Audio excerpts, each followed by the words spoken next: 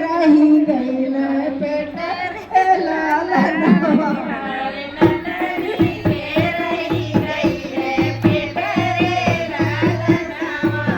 अरे ननदी के रही गईल पेट रे लालनवा।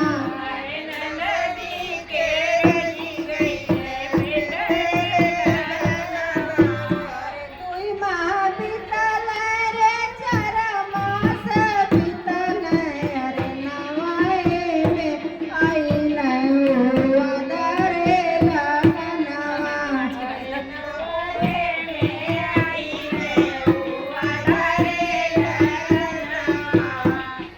घर मुँह पान खाई के हंसे बाजनियावा।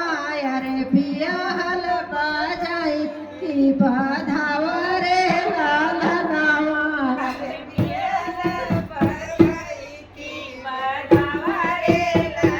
अरे बियाहल बाजाई की बाधाव रे लालनवा।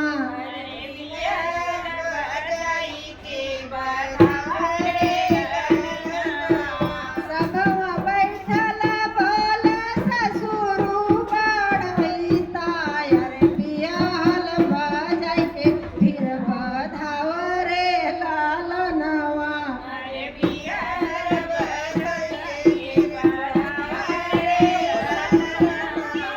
अरे बियाहल बाजाई के फिर